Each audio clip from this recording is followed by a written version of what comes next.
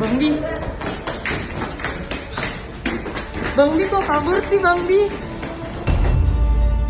Hari ini sudah ada wajib lapor, sudah hadir. Tadi menunggu di atas berbicara dulu dengan pihak kepolisian, sehingga kami baru turun sekarang begitu. Tapi sudah dilakukan wajib lapor sesuai dengan kewajiban dari Rizky Bilar. Setelah itu nanti kita menunggu dari pihak kepolisian untuk hasil restoratif justice-nya segera dikeluarkan. Begitu. Kita berharap secepatnya agar permasalahan ini selesai. Logikanya simpel, ini mau datang ngadep ke penyidik, mau nanya lagi, mau ngobrol, mau lapor segala macam, kan harus jaga mood. Kalau ngadepin teman-teman wartawan dulu, kadang-kadang pertanyaannya memang ngaco soalnya gitu. Ya wajar orang bete, mendingan dihindari dulu, habis itu baru dihadapin. Buat saya tindakan yang wajar, siapapun dalam kondisi seperti itu juga mungkin akan melakukan hal yang sama. Ya udah, olahraga dikit lah ngejar. Sebetulnya ekspresi Bilar sempat kelihatan sedikit ketika dia buka maskernya sebentar. Itu dia agak nyengir gini nih, gini posisi. Itu yang kita sebut sebagai coaching, artinya dia menyeringai itu nahan sakit. Nahan sakit itu bisa dua ya, sakit fisik atau sakit perasaan. Jadi antara dua itu. Dan menurut saya nggak sakit fisik, bisa lari kok. Gitu ya, nggak mungkin sakit fisik. Ya bukan nggak mungkin, kemungkinan besar nggak sakit fisik. Tapi yang jelas secara rasa dia nggak nyaman gitu loh.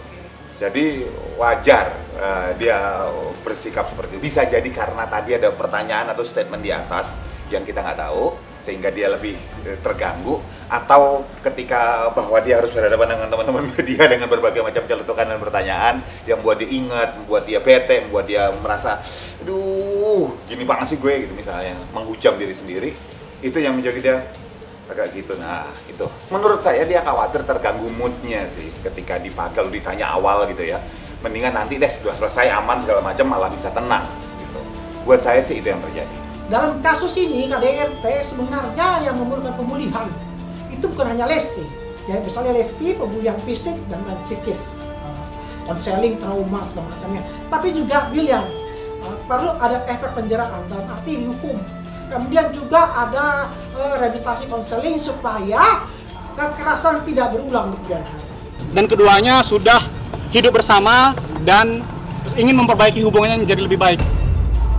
Tapi keluarga sendiri melihat mereka sudah kembali lagi gimana nih Bang?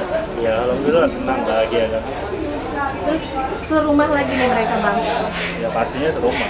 Di mana Bang? Nggak tahu sekarang di mana. Di rumahnya di Garut. Nggak tahu sekarang di mana. Pokoknya di rumah aja, sesuatu tempat. Ya pasti ini mau kan udah lama nggak ketemu pasti ini. Ya Bang? Iya namanya suami istri kan udah lama nggak ketemu ya pasti. Pokoknya Bilar sama Lesti lagi memperdalam ilmu agama, cuma nggak tahu di mana, ada itu aja. Alhamdulillah mereka bahagia, baik-baik aja. Oh, ada syukuran juga ya Bang ya? Insya Allah. Syukuran di mana Bang? Medan apa di Jakarta Bang? Apa di rumah Gaharu apa di Bintaro? Penting di rumah aja, nggak tahu. Rumah yang mana Bang? Nggak tahu, penting di rumah aja, ntar pasti tahu lah.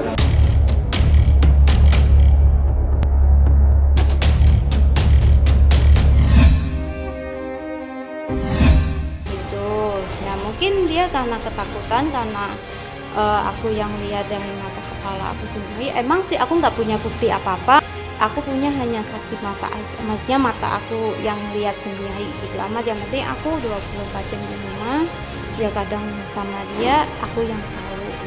Aku itu bener-bener nggak mau buka ya, tapi karena udah ya gini deh yang aku lihat ya sebetulnya dah. Mungkinan karena dia pernah apa yang pernah aku lihat dengan mata kepala aku sendiri, saksi hidupnya dia, mungkin karena dia ketakutan. Tapi ya sifat aku itu nggak sejahat itu gitu. Aku juga masih ada perasaan. Aku hanya sebagai ART, walaupun aku disakitin, tapi nggak sepenuhnya dong aku buka. Biar itu udah dia sama yang Maha Kuasa. Sebenarnya nggak penting juga ya aku menanggapi hal yang seperti ini, cuma karena udah rame aja jadi membuat otak aku pusing 7 keliling. Kerjaan aku juga banyak, kegiatan aku juga banyak, aku ngurusin yang lain-lain juga, karyawan juga banyak, masih banyak yang aku hidupin juga. Jadi buat mbaknya tolong kalau mau keluar beserta bukti, jangan cuma nangis. Kenapa nangis? Aku pengen tahu kamu nangisnya kenapa. Sakit hati kenapa? Jadi kalau dia bilang aku punya aib, ya silahkan ngomong aja aibnya apa. Coba aku pengen dengar dan buktinya di mana. Aku pengen tahu sakit hati karena apa. Coba, karena kamu yang pengen keluar sendiri. Diajak ketemu malah nggak dibales, dimintain alamat malah nggak dibales. Cuma bisa update status. Jadi himbauan untuk kalian yang nonton, hati-hatilah untuk mencari ART, jangan seperti yang kalian lihat tadi ya, karena itu sudah ada masalah semenjak waktu aku masih menikah gitu. Sering banget sidang-sidang kumpul karyawan punya iri hati, yang ini iri sama ini, yang ini iri sama ini. Jadi himbauan, hati-hati sama ART yang berupa seperti itu.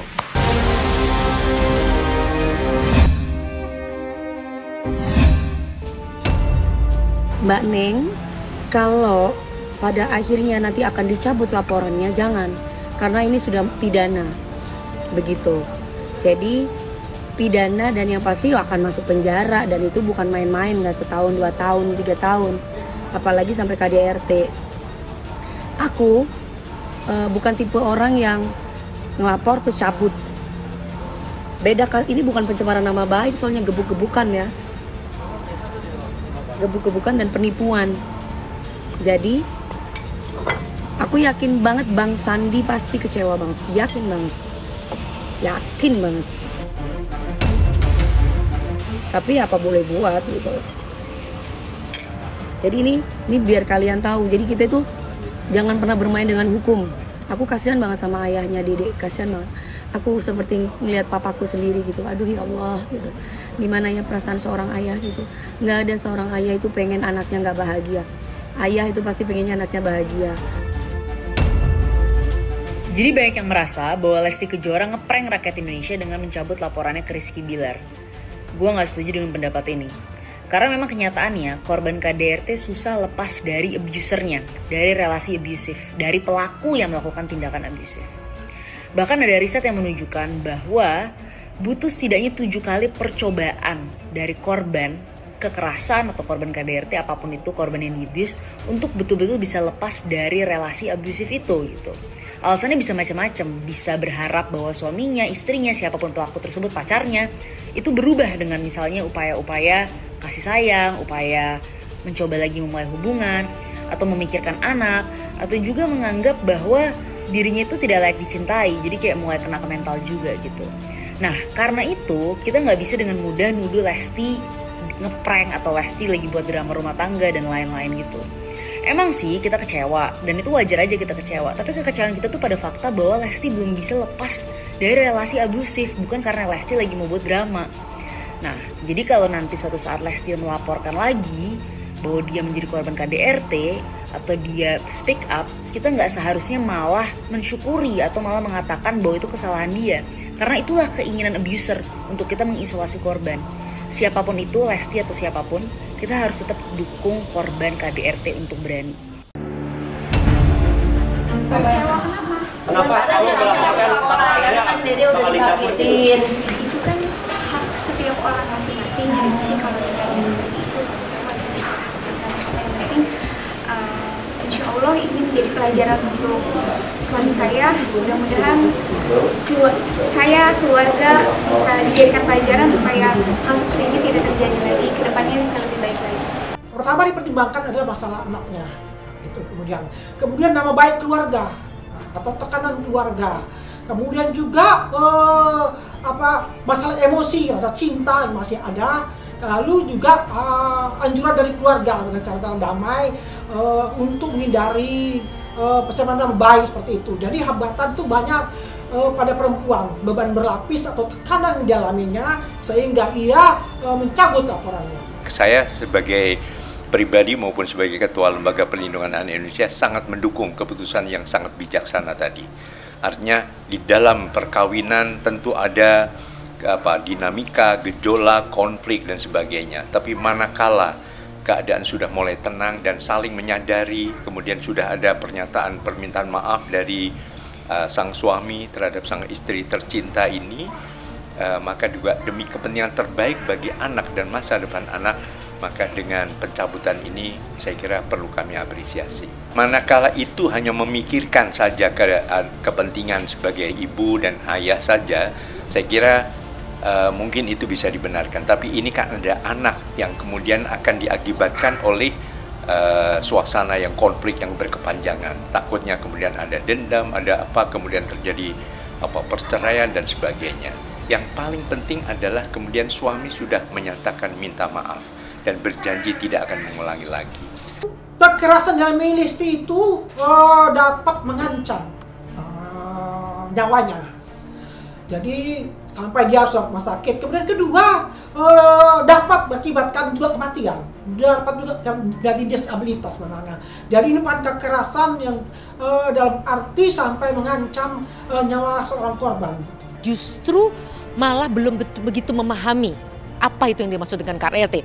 Justru dengan kasus ini akhirnya banyak orang belajar dan mungkin akhirnya merasa bahwa jangan-jangan banyak yang sudah menjadi korban KDRT tapi OTG, orang tanpa gejala, karena dia tidak paham bahwa kekerasan dalam rumah tangga tidak selalu harus kekerasan fisik, tapi kekerasan mental. Anda dipojokkan, dihina, dituntut siapa, atau bahkan Anda ditelantarkan secara finansial misalnya, itu salah satu bentuk-bentuk KDRT yang gara-gara kasus ini kemudian orang jadi banyak belajar.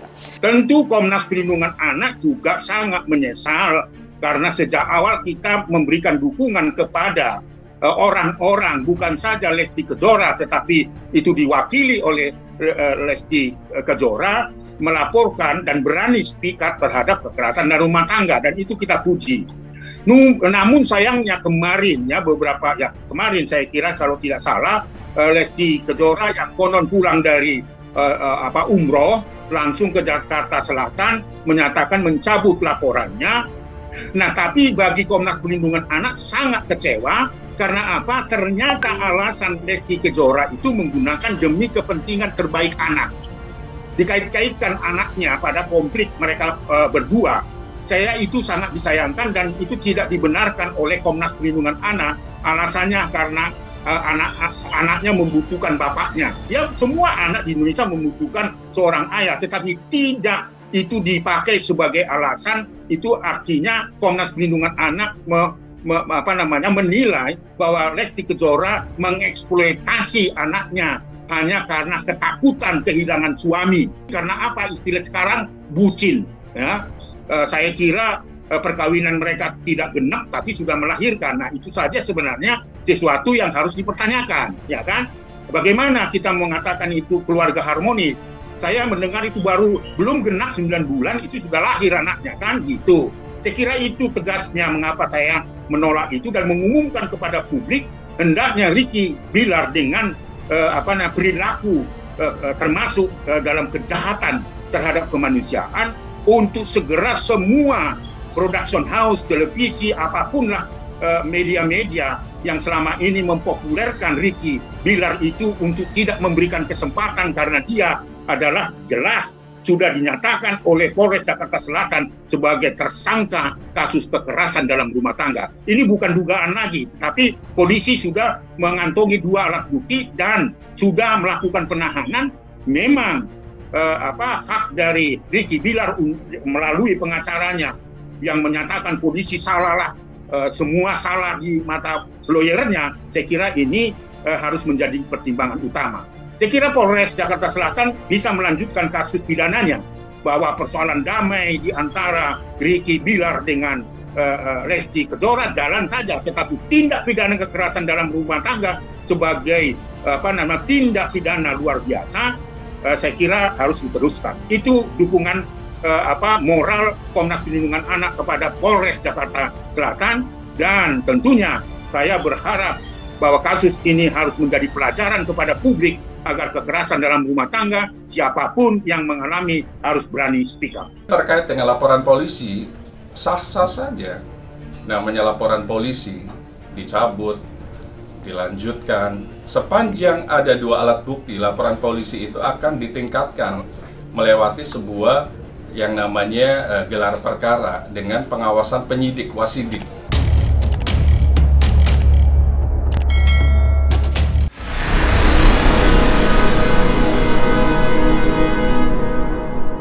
Jadi jangan lupa untuk subscribe Cumi Cumi. Ditekan ya tombol lonceng merahnya.